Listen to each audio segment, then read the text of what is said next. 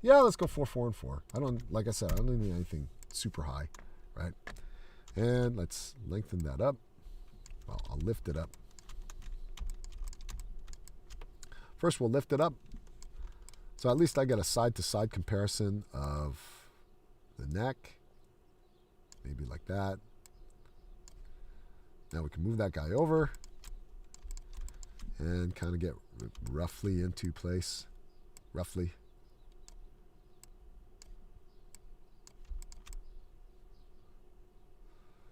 Something like that.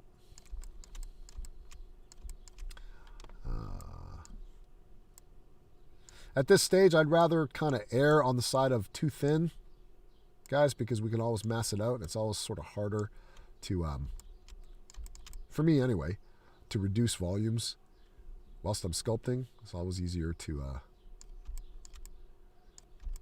kind of build mass onto something. I'm going to tilt that neck up just a little bit. And this gives me sort of a better idea of head placement, right? That should be okay. So let's bring all this together into one geometry, one contiguous piece of mesh. So I'm going to merge that guy down, right? So now I've got a block out I can sort of play with a little bit more. And I'm going to try Poseable symmetry on here as well. But before I do that, I'm going to come through here and I'm going to, let's turn on our polyfill. I'm going to Z remesh this bad boy and see what I get. Oh, why did we flip it around to the other side? So,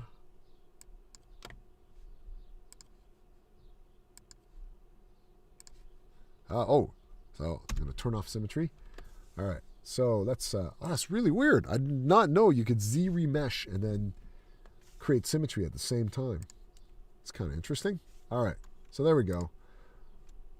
That's all come together quite nicely, right? And now I got something where I can dive in and really start to sort of fix it.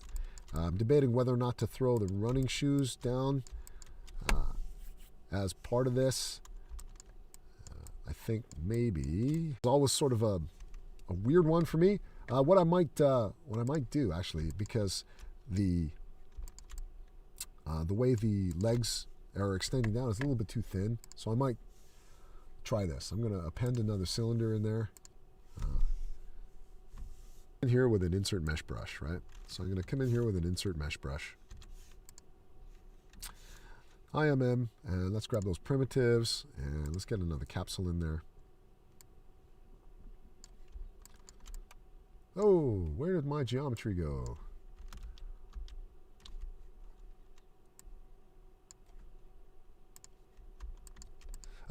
Perhaps I have to be in draw mode when I create that capsule. There we go. That's what's going on. Okay, so I'm going to center up on the unmasked portion of that.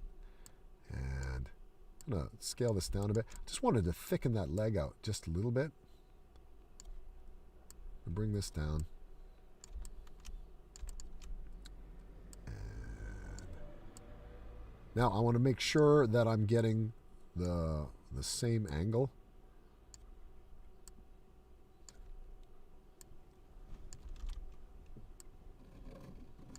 As what's underneath. Rotating around to see how that feels. That looks okay to me. So now I'm going to do the typical split geometry. So I'm going to go to points. So I get this guy, and then I'm going to go into my plugins, my Z plugin, and I'm going to mirror this bad boy across, right? Which is not going to be perfect, but we'll shift it back into place. I'm going to append as a new subtool. Boom, there it is. I'm going to grab the new one, make sure my character is turned back on again. I'm going to center pivot on my new piece of geometry here and hit F to frame up on it. And let's get this into place.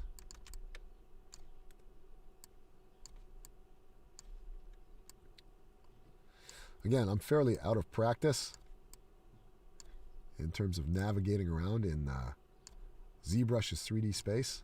So it takes me a little bit of hunting and pecking to kind of get my alignments working properly. Oh, and the thickness of this guy is like that.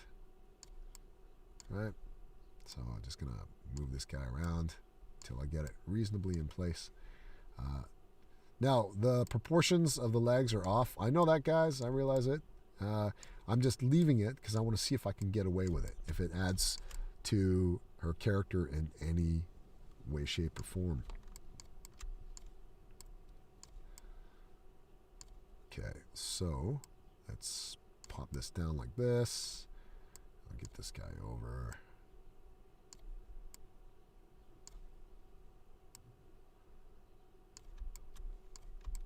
Okay, so I'm going to go into draw mode so I can take a better look at what's going on here.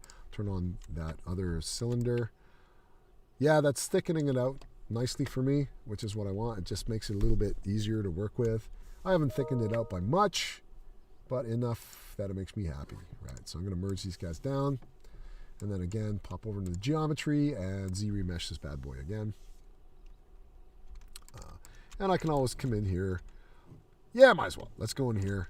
And then I'm going to do a little mouse smooth. Oh, that's too strong. So I'm going to come in here and take that, hold down shift. And I'm going to turn that shift Z intensity down to something like that. And then that way I can shift smooth these guys down. So there's more dovetails in, a little bit better. Right. I'm not sculpting yet, so it just needs to be rough.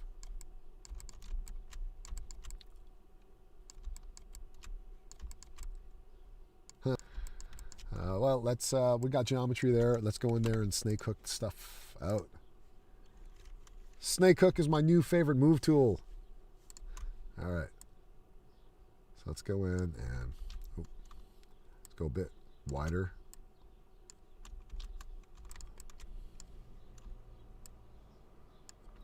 And maybe turn the intensity down a bit.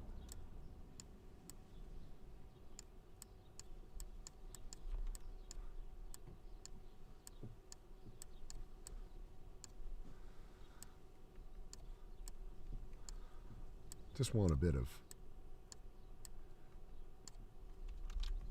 gradiated thickness here. I'm going to come and smooth that guy back. But it eats away at the front of this. It sort of sucks, but I'll just pull it back out again.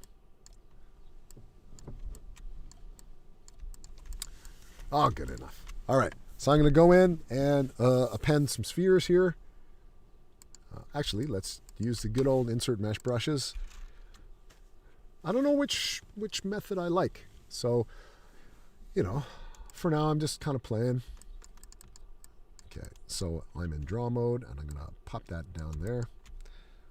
And center pivot on this guy. Move it. So this is wonderful about this is that with the insert mesh technique, it at least centers the pivot on the new object that you've created, right? So that's nice. Remember, I'm not really modeling the foot. I'm just getting placeholders into place, right? And then I'll actually leave that. So I'm gonna come in here and I'll tell you why. One of the things I've been having problems with lately is just feet scaling. It's kind of weird, right? I've discovered sort of throughout my career, things that were never a problem in the past will occasionally become a problem again. Don't ask me why. It's just sort of a weird thing. All right, so I'm going to come in here. I've got that duplicate created. So I'm just going to move this guy over, and we'll just swing it around. I'm going to find that angle. Right, and just get this guy into place. Boom.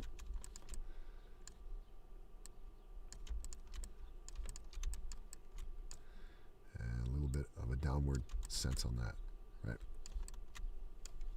For now, I just want to kind of get, again, an idea of shape, form, volume,